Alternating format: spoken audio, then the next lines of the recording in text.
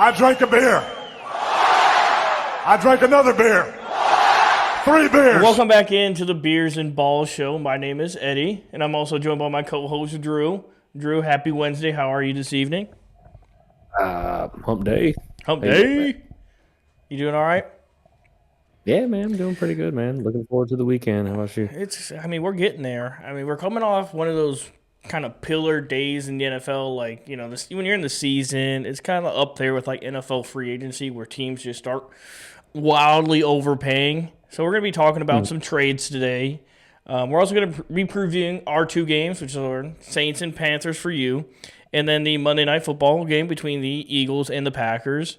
And then we're going to finish off with some college football playoffs. Going to kind of run over those news, kind of get that ranking and see maybe did any team get left out? Maybe, possibly. We'll find out. And before we do that, make sure you like, comment, and subscribe down below. Make sure you follow our Instagram at the Beers and Balls Show. Send us a DM if you want to come on this show and talk ball, drink beer with us. And with that beer being said, cheers to you, my friend. Cheers. To you. Just Coke tonight. Hey, that's just fine. You do your thing. Yeah. That's what I'm feeling to drink. Maybe halfway during the show. Maybe or halfway. something. Go make me old. Choice is yours. So let's move into some of these big time trades that went down. Let's start with the one that's going to impact you the most, which is going to be this Sunday, which is Rashid Shaheed getting traded to the Seattle Seahawks. Now, Rashid Shaheed was like the Energizer Bunny for this Saints offense. He had a very high deep ball radius, faster than lightning. Now, how much do you think this is going to help or hurt, possibly, this game on Sunday against New Orleans Saints for the Carolina Panthers? I think it's going to help because obviously the Saints are going to miss one of their top receivers, one of their fast receivers. So, it's only going to help us. Now, we do play Seattle later in the year, but they're already a good team. So, I'm not too concerned about it. I don't think it's going to help us in one way or the other. If anything, it's going to help us beat the Saints, which we probably already were going to do. Yeah, and I agree. And it helps that you got divisional. Hopefully that pushes you to 6-4. The big one is just the fleece job. The absolute fleece job of, I don't know how they did it, New York Jets pulling off against the Indianapolis Colts for Sauce Gardner. 2 first-round picks. And A.D. Mitchell, a guy that absolutely torched Sauce Gardner earlier in the year. It was so funny that the NFL tweeted out, Sauce Gardner being traded with a highlight, but it was a highlight from 2022 against the Packers where he got up on a rookie Romeo Doubs and a overrated Alan Lazard, and I go tweet underneath, well, I guess there's no Sauce Gardner highlight since 2022. The people appreciated that one. Got about 110 likes on that one. The people appreciated it.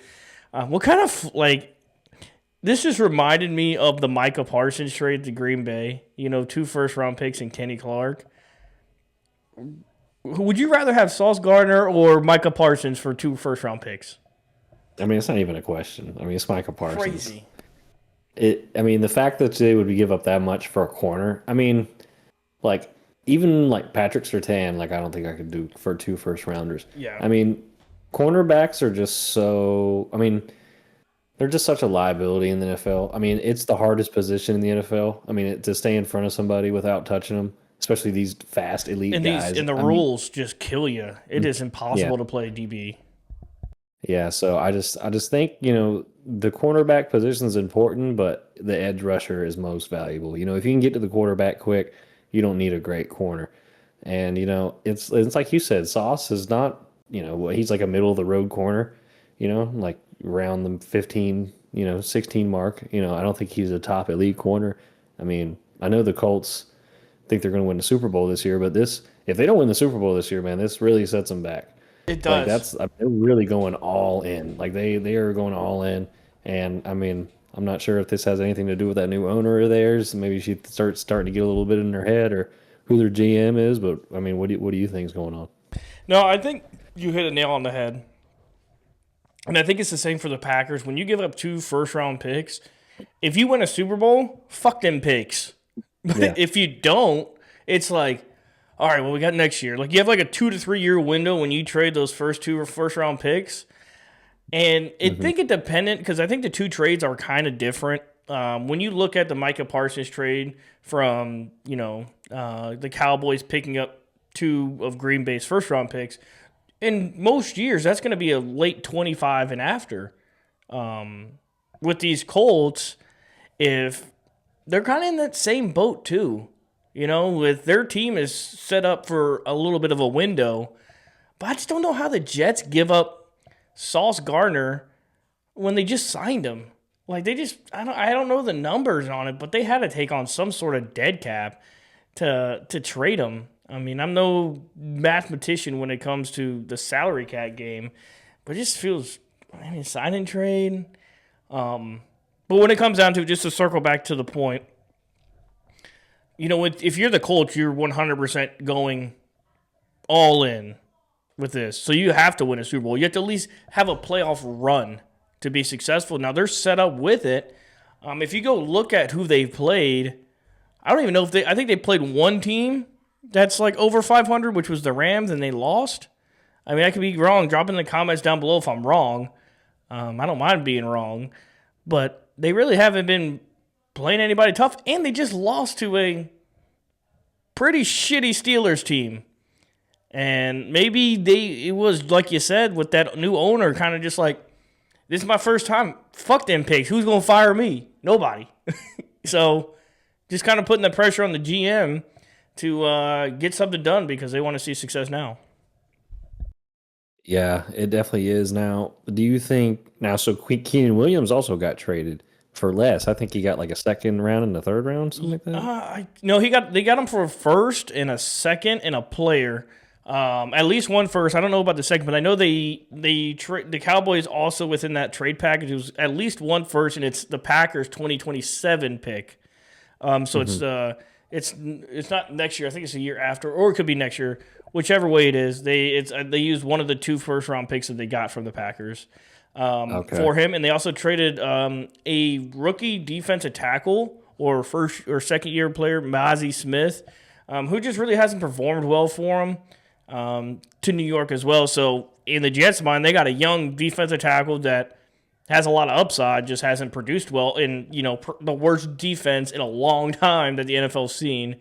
So you can't really hate him for that. And the Cowboys get more run defense.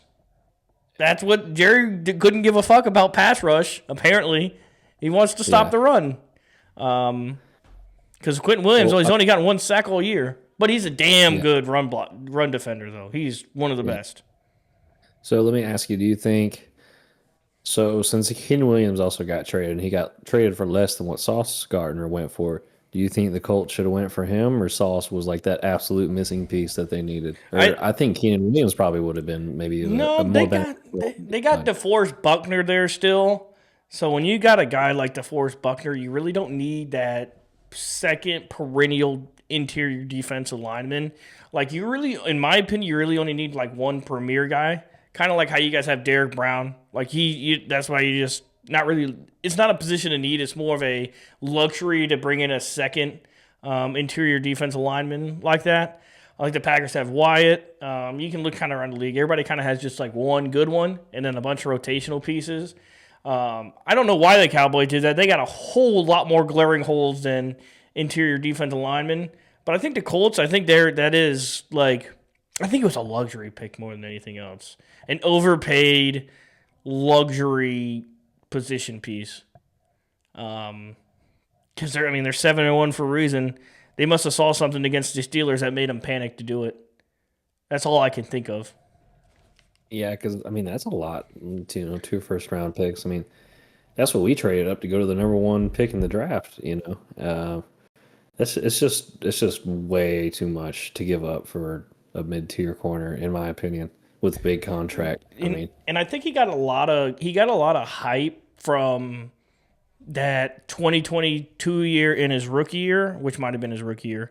because they didn't have a great pass rush that like his first 2 years in New York. So he had a lot of targets, and he was a rookie or second year player that hadn't established himself. But the last 2 years, he's been pretty much a dirt underneath your boot. He's not a Richard Sherman or Dion where he cuts off half the field, or Pat Surtain that cuts off half the field. I don't know if a lot of NFL quarterbacks are scared of Sauce Gardner. I'm sure he's good, but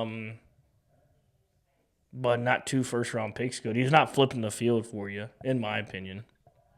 Yeah, no, I definitely agree. So, of the trades that went down yesterday, which one do you think? Who do you think got the best value? Out of every trade, Like for a player, not yeah, for picks. yeah, you know? it has to be probably the Jaguars getting Jacoby Myers. Because they gave up the Raiders got a 4th and 6th round pick, and the Jaguars get Jacoby Myers, especially with the kind of issues that Brian Thomas Jr. is having. Travis Hunter might be done for the year. So you got a guy that can come in and produce in an offense that where Trevor Lawrence can throw the ball. So I think he probably did the best, probably right behind. God, I don't know. The Seahawks was Rashid Shaheed. It's again the same, a 4th and a 5th. That's just a luxury pickup for the Seahawks. I mean, I know they said they wanted to kind of sign him long term. This just feels like a luxury pickup, and that's kind of what the trade deadline is now. It's like the middle of the year free agency where people are just drastically overpaying for talent that doesn't move the needle that much for teams. I don't remember the last time a trade deadline was like uber of importance that determined who was standing at the end. A lot of it, in my opinion, should just be for either depth pieces or like injury holes. Yeah. Yeah, no, I definitely agree. And the thing with trades is like, one person might play good here, but they're just going to be a completely different person on another team. So you can't. I mean, unless it's like a running back, like that's the only position you can kind of be like, yeah, or a wide receiver. Yeah. Everything other than that, it's up in the air. Because you don't know if it's a scheme fit, if they fit in a locker room. Yeah. Do they even want to be traded? I like to think that these like players have some sort of say in it. But I've been proven time after time that they don't have any saying in being traded, because I look at the Micah Parsons trade. Kenny Clark had no idea. He just got called and said, "You're traded. You've been traded." Well, I guess because their relationship had soured so much, like through the point there was no helping out Micah Parsons, because I know teams will try. Like we traded Adam Thielen. I know we didn't want to trade him to Minnesota, but we did because that's what he wanted. Sure. So it goes both ways. I guess it depends on what their standing is with the organization, but at the end of the day, it is the organization's decision. It is. And I was on the fence about the Packers making a trade. Like I going into it, the last time we talked, I think I said that they had my eyes on Michael Mayer, and I was like, they need to go get a corner. They didn't do either. They signed some guys to the practice squad. Business as usual though. And I heard they were in on Michael Mayer, but they just couldn't get the deal done, which is fine. Like we do, the Goody does so good in mid-tier draft picks, where I'd rather him have the draft picks than try and put a Band-Aid on a bullet hole, kind of at that tight end position. Like you can't. I look back at like the Moneyball. You've seen Moneyball, right? They get rid of Jason Giambi, and they're like, you guys are trying to like recreate or aggregate Jason Giambi. You can't, but we could recreate him as like a force multiplier. Have many people come in and do it collectively to fill that hole. And I think that's what it is. And I'm excited for the backup Luke Musgrave, who was a 2nd-round pick just a few years ago, who was supposed to be the main guy, come in and get another shot at it. But I'm going to go ahead and take me a little beer break before we move on to the Saints versus Panthers. Oh, shit. All right. So, since my game's on Monday night, we're going to talk about your game first. All right. And I mean, I think you're at home. I'm almost certain you're at home, right? I don't know. I don't. I'm almost certain you are. Either way, I think this is pretty cut and dry. First question for you is: do you appreciate the mainstream media that the Carolina Panthers are getting after beating the Packers? As this Panthers team's actually pretty damn good. I mean, I think they can't ignore it. I mean, after what they saw now I know, like you say, a lot of them don't really watch the game, so I don't think a lot of them maybe realize how much the Packers kind of beat themselves. So maybe that's kind of playing into it. But I mean, I think we're getting better and we're improving. We're not a Super Bowl contender. We're like a wild card contender. But where we were, 2 years ago, that's a major improvement. So, I'm glad we're getting some hype. And I mean, I think this is probably like our first or it's not our first, but it's probably I think our second or third biggest upset win in franchise history. So, I think it's nice to get some media attention. And they love Bryce. They love Bryce Young. They want him to be a face of the NFL. And you got to talk about a first round quarterback, first pick overall. Like when he gets to talking about it. One thing from that game that I didn't even talk about the other day is, as you talked about, it was an upset, which it certainly was. But I don't want to take any credit away from how well the Panthers executed their game plan. The Panthers or the Packers certainly beat themselves, but the Panthers didn't help them at all do that. If that makes sense. When I rewatched the game, I don't know how they figured out how to do this. The Packers. I don't know. I could not figure out how they figured out how to do this. They scored 13 points, but they never punted. It's the first game in a while that the Packers have not punted, and they only scored 13 points. And I just sat with me forever. I'm like, that is some of the sorriest shit I've ever seen, where it's like you don't punt and you score 13 points. Because you look back earlier in the year, the Colts didn't punt for like 3 games. They scored like 75 points. You would think that. But to just switch the focus over to the Panthers, I mean, I saw Rico didn't practice today. I'm sure that's just precautionary more than it is anything going forward. Did you see, and I hope the Panthers don't stab me in the heart again, but Asante Samuel Jr., cornerback, visited Carolina Panthers today. Oh, yeah? He used to play for the Chargers. Very, very good cornerback. Then he hurt his spine, had to get like a spinal fusion in his neck spine injury. But now he's fully cleared to play everything. Like he's all good. He took a trip to the Panthers today. He's coming to the Packers tomorrow. And I might put a hole in the wall if Goody lets Asante Samuel leave Green Bay without a contract, because Nate Hobbs, our one corner, is not playing. But I will talk about that with the Packers. But I didn't know if you knew if Asante Samuel came to visit Charlotte, give you some quarterback help. I wasn't. No, I was not aware. Yeah, he's pretty good. But I heard from Dave. Dave was basically like, yeah, we talked to him, just kind of went through the same priorities. It sounded like it was kind of just a check-in. Hey, how you doing? Because he said that he didn't even see him work out yet. So I mean, our secondary is pretty strong. I don't see us really needing to make a push for him. So I think you guys would definitely have a better shot, since you guys need corner help and you're more of a championship contender. Well, I mean, they better fix something, but that's for the next segment. To the Panthers, the line, it opened up at 5.5 as the Panthers a favorite. How does that feel for you? At home, 5.5 over the 1-8 New Orleans Saints. Feels good. I mean, it's pretty low. I mean, it feels like we're just barely ahead, but I'll take it. I think we should be at least 7-point favorites, but I'm not too mad about it. I know we make mistakes, but we play good at home, and we're playing at home against a bad Saints team. So hey, you played good in Lambeau too.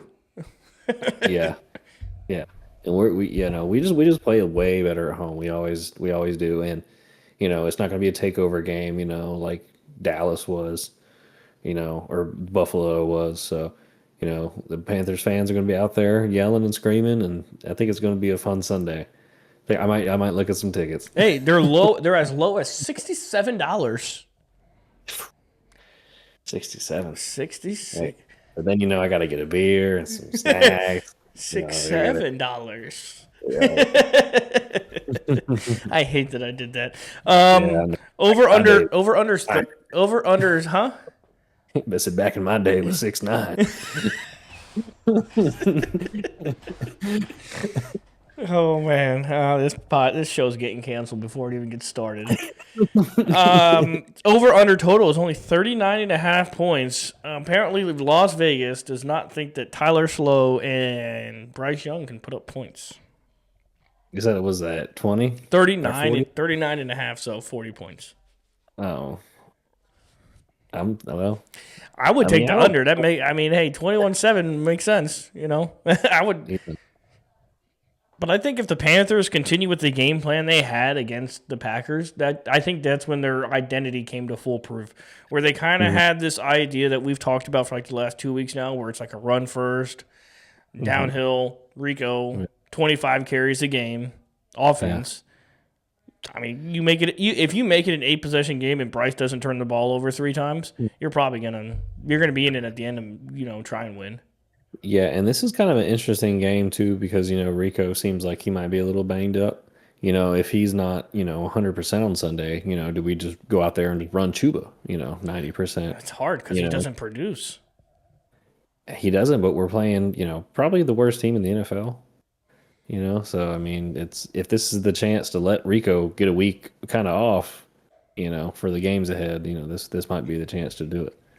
Which could be fun, but let's kind of break down some of the numbers, kind of what we got rolling here. I mean, you got Alvin Kamara, who's questionable as well. I don't know what he's dealing with, but he's dealing with something. Yeah, he's old. They say they have Spencer Rattler on here, but I think they're going to go with Tyler Slow. I mean, that's who they brought in like Shuck. I don't know. I don't see a CHK in his name, but sure. Whatever. Shuck. I'm sure it's Shuck. Doesn't make any sense. I don't like it. It's slow because he is slow. I mean, wow. If I told you that Ted McMillan only had 2 less yards than Chris Olave, would you believe me? No. He does. Chris Olave only has 560 yards to Ted McMillan's 558. Now, I expect Ted to have probably a big game here. I mean, I think you probably get up like 2 scores on him pretty early.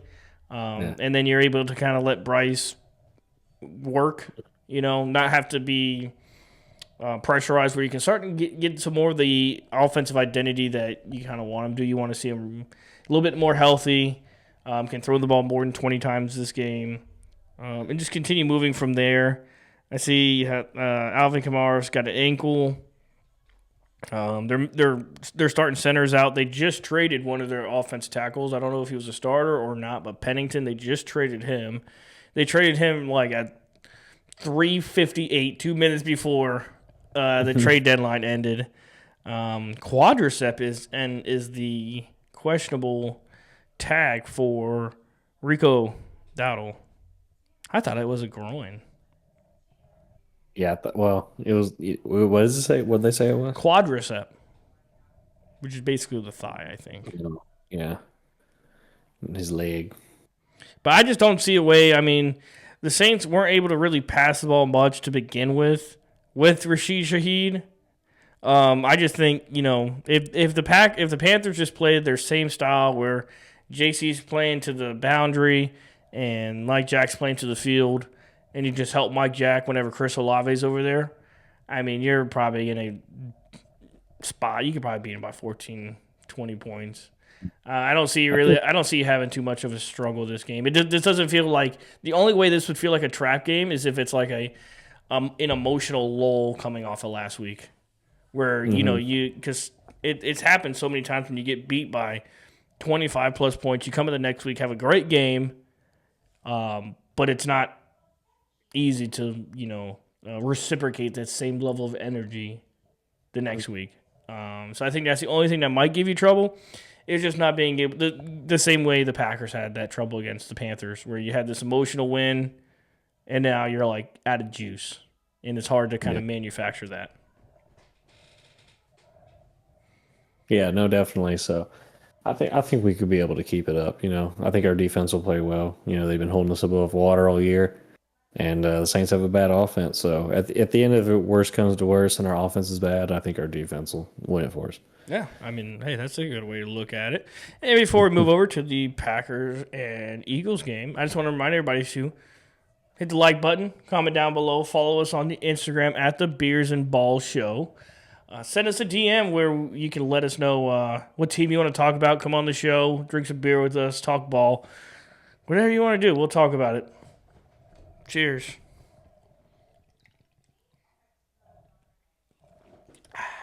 That's what I'm talking about. Hey, now we're going to talk about the Packers and the Eagles, Monday Night Football.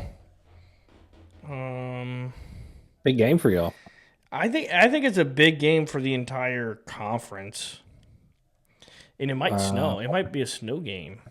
Where's it at? It's in Lambeau. Oh.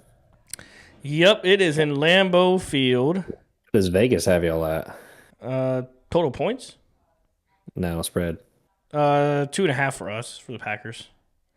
52% of ESPN believe the Green Bay Packers will win. You agree with them? Do I agree with them? Yeah. I don't know, man. I need you were saying you feel like they were going to win because they just lost to the Panthers. Here's the thing, man. The Packers, it's the same thing I told you like Monday of last week before the Panthers and Packers game. Is the only thing that worries me is that this team plays down to their competition. And that's exactly what they did. Like I said, no disrespect to the Panthers. When you look at the trajectory of those two teams, one is a Super Bowl hopeful, and one is still kind of building to what they want to be. Yeah. Which still the Panthers could still be a wild card team. It's just mindset is just two different end goals. So the Packers played down to that. They played down. They were slow. Matt LaFleur had no fucking clue what he was doing. And what made me even more mad, here's the thing, man. His dumbass trotted himself out there on Monday in a press conference. And he put on a whole spiel like, 4th and 8, like the fucking analytics told me to go for it. It says it was only a 1-point difference. Motherfucker, if you can't even score points, take the fucking field goal. If you were scoring points and this was that 1 point of a difference, I get it. Well, you couldn't touch the end zone if you fell out on the 1 yard line. Like, come on, man. Like, just stop with this. The same thing after every loss. It's the same shit. And every loss, it's always the same thing. Unpreparedness. And I think it is. You know why? Because as I watched the game back, he started that game trying to, milk the clock from the first possession. Like, there was no sense of urgency or aggressiveness that he does when he plays higher tier teams. Like, there's only been one time that I can remember, which was 2019 against the Niners in the NFC Championship game where he absolutely got just boat raced. Like, in a meaningful game. I mean, you can look back at a couple years ago against the Lions, where it kind of got boat raced in the first half, but it still ended up being a 10-point game. But outside of like a literal handful of almost 100 games, you can see him getting outcoached against a good team. Now, like I said before, I think they win Monday night and then lose to the Giants the next week because he doesn't know how to get his team prepared for every possible game. Now, I think there's a lot of flaws in this Eagles team, and I think a lot of it starts with their quarterback. As much as people don't want to admit it, when he's under pressure, he is a sight to see. I mean, he's got 15 touchdowns, 1 interception, but it all starts the game starts and finishes with Saquon Barkley, which I'm seeing this stat right now, and I can't even believe it. That Josh Jacobs has more rushing yards than Saquon Barkley. Like, I can't believe that. I don't know. It's madness. Who has more rushing attempts? Who has more rushing attempts? Josh Jacobs does by 14. Oh my god, bro. Was Saquon hurt or something? No, they didn't. They didn't run him like the first 3 weeks of the season, and they finally did last week, which is of course right before the Packers. They want to start getting their rushing game going, and now they're bringing in all these players. It feels like them bringing in all these players right before they play the Packers feels like the Warriors getting KD just stop LeBron. Which it's like the Packers aren't LeBron. The Packers are not LeBron James. It's like if you thought about it, it should be the other way around. Because their corners are terrible. They have a terrible secondary. Like their second year rookies are having a slump. They are in the second year slump. Their offensive line isn't as crazy as they were last year. And if you can get this team to not do a tush push. If you can keep them out of like tush push range, they won't win, it's like crazy. They lost to the Giants on that Thursday night, 0 tush pushes. That's the mark you got to get at. That's the mark you got to get at. It was so funny is with this tush pushes, Green Bay in the offseason was the team that the league scapegoated to put up against the NFL to get it banned. 1-on-1. Bring that fucking tush push on. Yeah. How do you see this game? Man, it's gonna be a tough one. Like you said, if the Eagles run the ball with Saquon, you could have some trouble. You had a good run defense, and then you played us, and then so we'll kind of see. This is gonna be a toss-up game. I think this is a 50-50 coin toss. I think it's kind of gonna be whoever plays the smartest game plan, like whoever. If y'all just let Jordan Love go out there and do his thing, and if they let Saquon go out there and do his thing, I think it's going to be a coin toss. But whatever team sticks to their strengths. It's definitely a pick 'em. So I definitely agree with you there, where it's a pick 'em. Now, I would pick Green Bay. Just they're at home, so home field advantage and a pick 'em. It's gonna be a snow game too, which might either help us or hurt us. Don't know. Yeah. It's possible. It's kind of like in the forecast that it could snow. We'll just play it in Lambeau. Just with that crowd is just on a Monday night. It's a gold package game, so it's the Cats from Milwaukee coming down or up. I don't know them coming there, but Here, I have a couple quick keys far out from the game. The Packers haven't even practiced it yet this week. Their first practice of the week's tomorrow.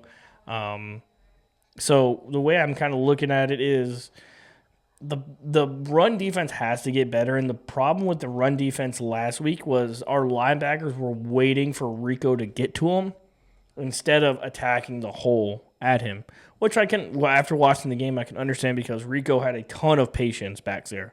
He would I haven't seen a running back come to a complete stop, take a step to the left, stop again, and then get right into a hole on the right side. Since Le'Veon Bell, he looked like prime Le'Veon Bell on Sunday. Now, if the Packers linebackers with Quay Walker and Edrin Cooper can just play downhill and defeat blocks, which is going to be very difficult against this offensive line, I think we can bottle up Saquon Barkley. If they do those things, if they come with the same rhetoric that they came with last week, he's going to have 150 yards, maybe 200 on us this week. But to mitigate that running offense and that many yards, Jordan Love's got to come out here and ball. Matt LaFleur has to put the ball in his hands from the first snap. You're not winning this game on the ground. You're not winning this game with Josh Jacobs. I love you, Josh. You're not winning this game with Josh Jacobs. You're going to win this ball game with the ball in Jordan Love's hands, playing a lot of 11 personnel, having Christian Watson, Matthew Golden, Luke Musgraves, and Romeo Doubs on the field, and throwing the ball 45 times. No, definitely. You guys are going to have to put up some points. I don't see it being a shootout, but I think it's going to be whoever can put up the most points the quickest. Well, we got to score more than 30. That's bottom line. We got to score more than 30. 30 is the marker for me in this game. They got to score more than 30. Because if you don't, the Eagles are just going to take the game away. Clock it. They're just going to take the time of possession. They're going to steal it from you, and they're not going to give it back because Saquon's good enough to have 10 rushes in a possession that lasts 10 minutes. 15 rushes in a possession that lasts 10 minutes and just take the game away. And having little slant routes out to A.J. Brown, Devontae Smith on a slant, Goddard on an out route, nickel and dime you. But I want to see a different approach Jeff Hafley takes this week, a more aggressive approach. Dial up some more blitzes. Have your corners playing tighter. Play a lot tighter cover too. Make Jalen Hurts beat you in the air. And I know he's had some good games where he's thrown for 300 yards and shit like that. But he hasn't played against Micah Parsons yet that has time. I just want to see Micah Parsons get 4 steps off the ball first before some quarterback throws it. Let him take 4 steps before the ball's out. And go from there because, they interviewed these Eagles offensive linemen in the offseason and said, who's the hardest defense, edge rusher to go up against? Everybody said Micah Parsons. Mm-hmm. And because of just the absolute freak he is. And we'll talk about more of this game on Friday. Once we kind of get an understanding from the injury report, or Friday or Saturday, whenever we get the full injury report on this game. But I think we're going to have Lucas Van Ness back and Dontavian Wicks, so that'll help a lot. Nate Hobbs, our slot corner, he's fucking done for 2 weeks. So he MCL sprain, he's done for 2 weeks. So we're going to have a second-year rookie safety playing slot corner. Not a fan of that. Not a fan of that. I don't blame you, man. So what's the final score? I don't have one yet. I need some more time to think about it. I don't have one yet because I need to watch more of the Eagles film to see how they play against the type of front play against their own front because these two defensive styles are the exact same. It's rush 4, cover 2 style defenses. So I got to see how they play against their own style of defense. I don't know. Like I said, the Packers need to at least score 30. So they got to score. It's got to be more than 30 for the Packers and less than 30 for the Eagles. 30-29. You know what? If I'm going to give you one, I'll give you one. I'll give you one. I'll give you 30-17 Packers. Oh, okay. I think the Packers get on them quick. Get on them quick like they have when they have really good offensive days, when they get on people quick with a touchdown early, a stop, maybe 3 points or a touchdown. Score 17 before half. You can get on somebody quick. Let this pass rush go. Because I think that's the utmost importance is with a team like this that you got to run on that I wish Matt did to the Panthers. Teams that want to run, you got to get up on them quick so they can't just sit back there and run all day. Yeah, because I feel like the Eagles are a good team, if they're ahead. But if they're down and they come back, they struggle. They do. I mean, which is any running team, that they're just gonna struggle when they can't do what their identity is. Like if the game this past Sunday was different and the Packers got up 14 quick, I think Bryce Young throws the ball a whole lot more than 20 times. I think he throws a lot more than 20, and I think Rico has a lot less than 25 rushes, just because of the urgency of it. Just want to make sure everybody likes, subscribes, and comments down below. Send us a DM on Instagram at the Beers and Balls Show. This is the easiest way to get in contact with us, to where you can let us know what team you want to talk about, get you on the show if you want to be on the show, and drink some beer and talk ball with us. Back to the show. To the college football playoff. Now, I think this is like the second or third time we've been talking about the college football playoffs, or college football in general, huh? Yeah, we haven't talked about it much, but it's about playoff time, so I think we It's should. getting close. We're about a month out. I think December 19th is the first playoff game. Yeah, and they made the first mock bracket today. Well, let's get this out to the ether. Drew, what is the college team that you pull for? In football, I guess North Carolina. I really don't have one,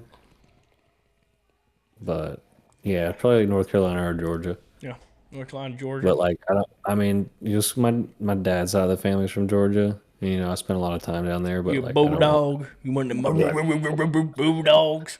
You know, I feel like it's just like I feel like I don't want to be like a bandwagon. You know, Yeah, I understand. but I I do mean, have a Georgia jersey. I'd have a Bulldogs jersey. yeah.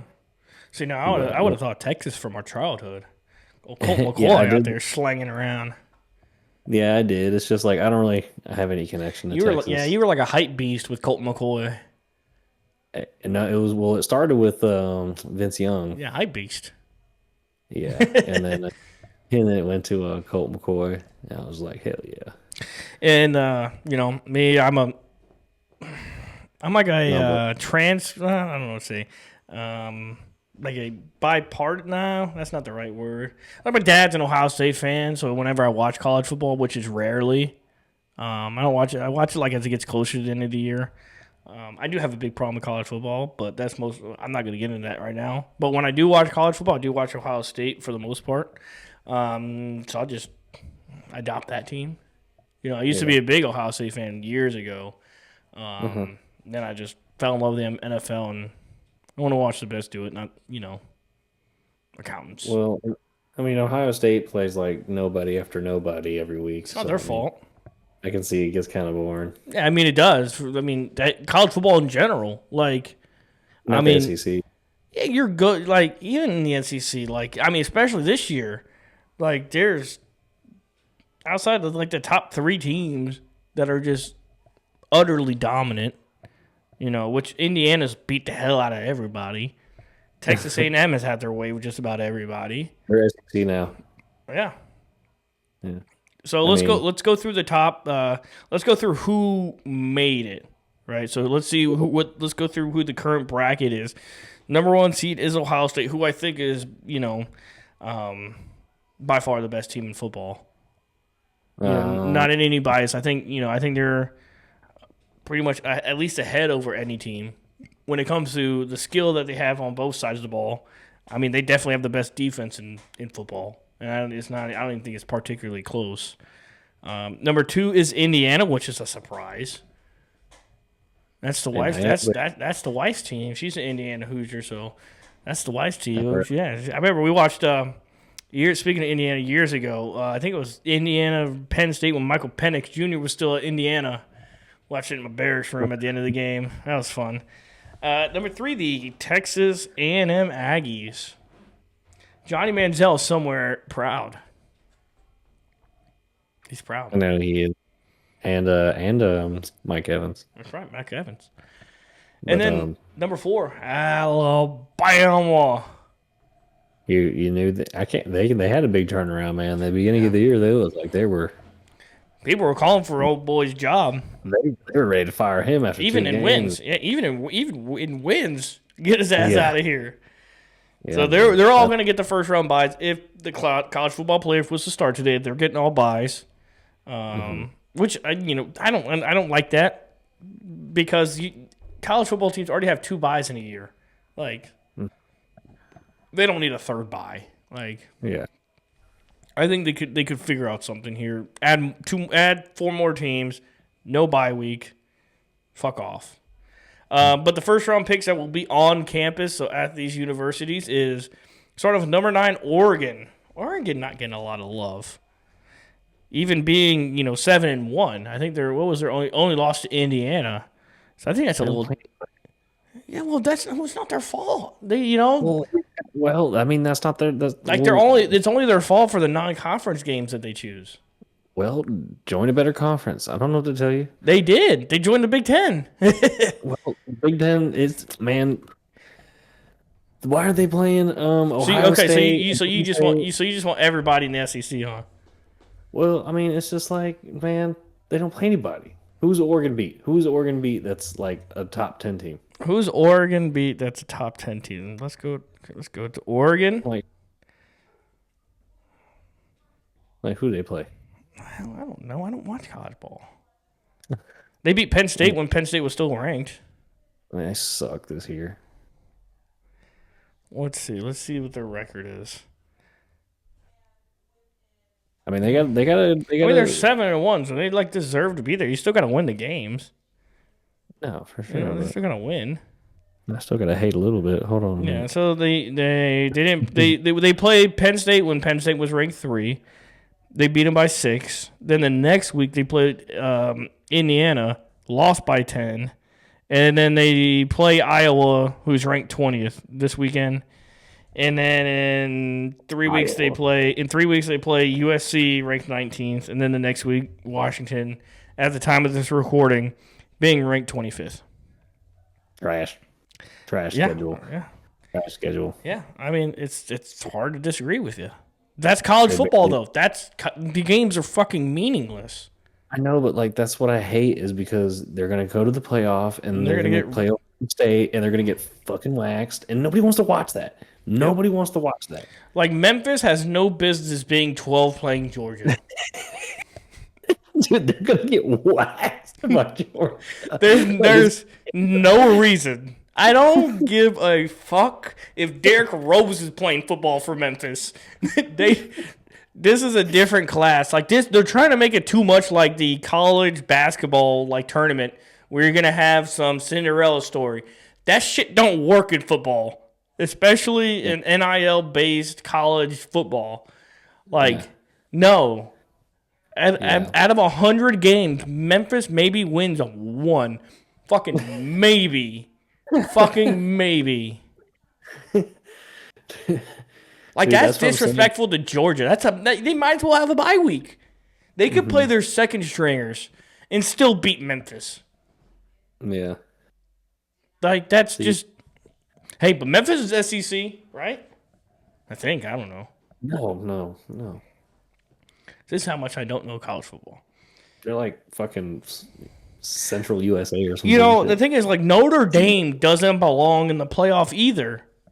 I fucking hate Notre Dame, dude. Every year They get in there and they get their fucking ass beat. Every year they're ranked top 10. Every year they play nobody all year. Yeah, I And mean, then- they got lucky last year getting all the way to the national championship and then get their fucking teeth kicked in.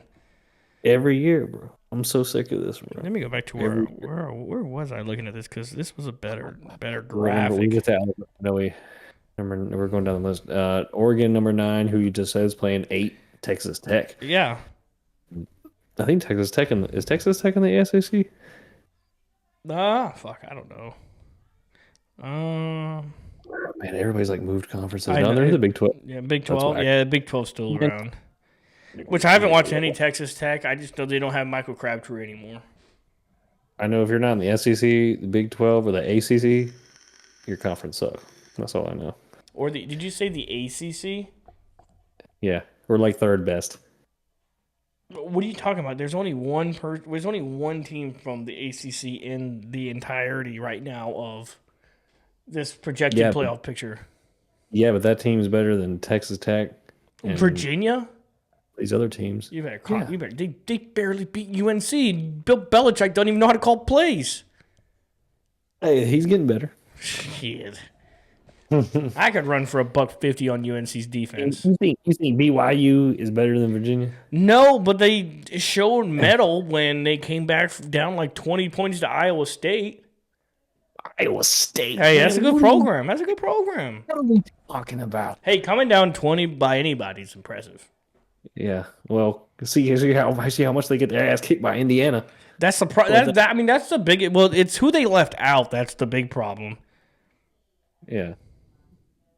You know, who do you, The first What? team out would be Louisville, which don't care. They got a good, decent quarterback.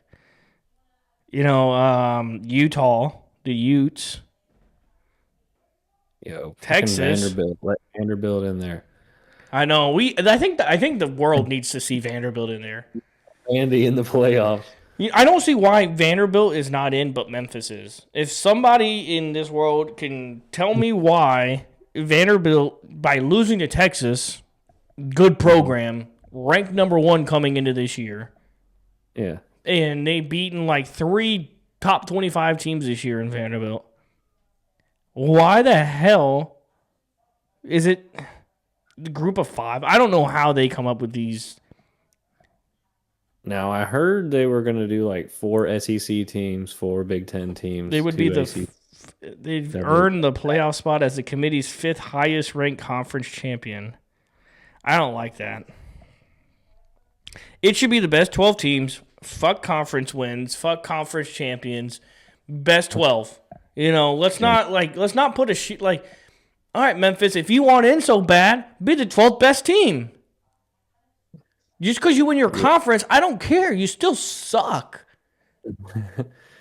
They're gonna learn this because they're making changes every year, and if they, they're gonna have to go this route because they've already. People are tired of watching these blowout games in the playoff. Nobody wants to watch that shit. You know what? Well, if you're so worried about this, doing something like this, why don't you just have Georgia and Memphis played earlier this year? If you're so worried, as you project before the season, and you're like, ooh, this could be a matchup, go ahead and schedule them. See what the viewership is for it. Because that's what you project. That's your projection for the playoff. If I see, oh my God, Georgia's playing Memphis, when it's 30 points at halftime, I'm going to watch some dumbass YouTube videos and not this game.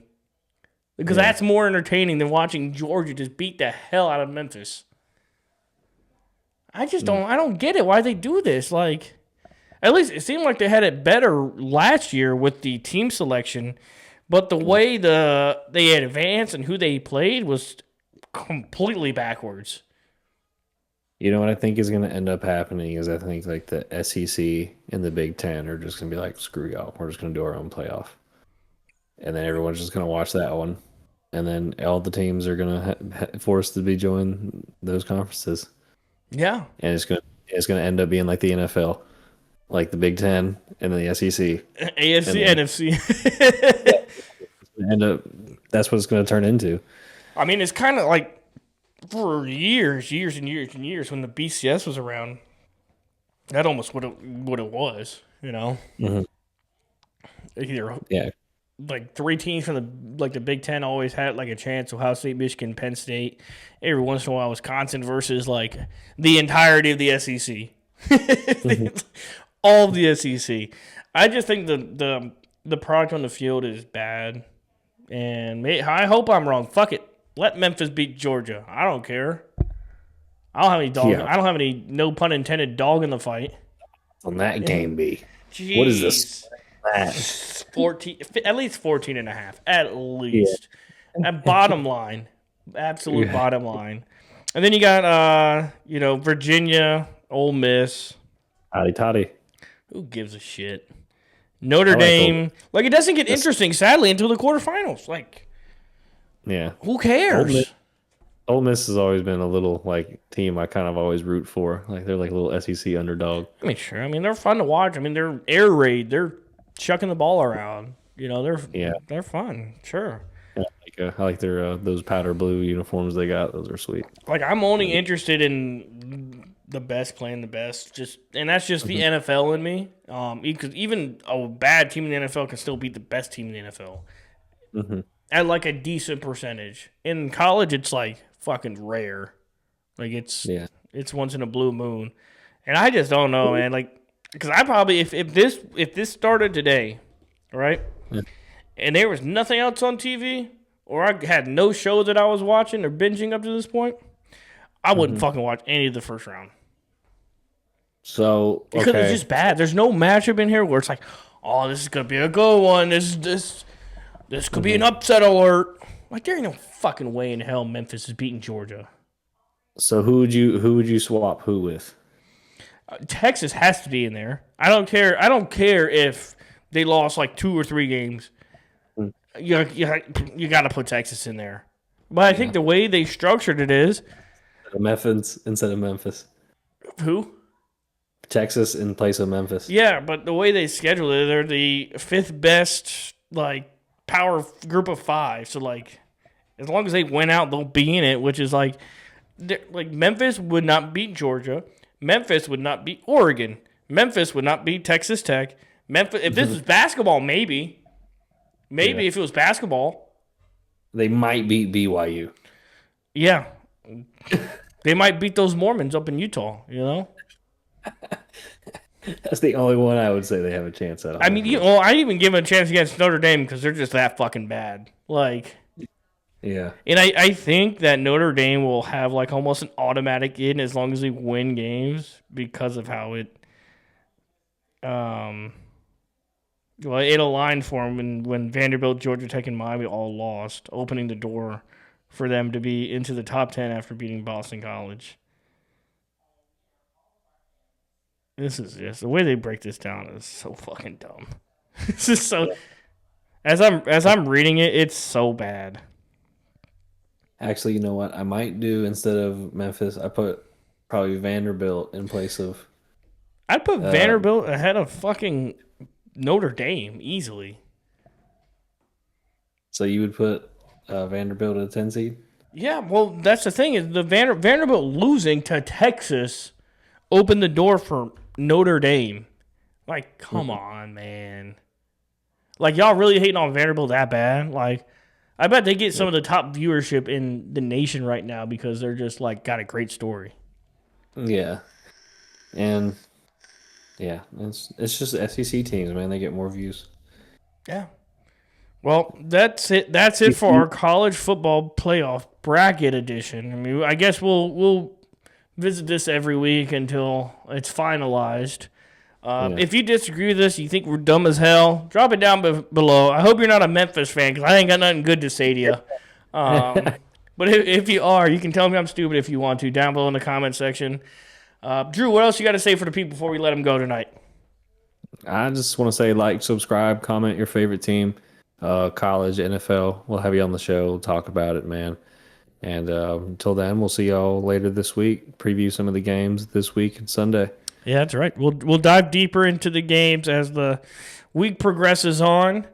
And we appreciate the hell you guys sticking by, watching throughout it all. And have a good night. We love you. Goodbye.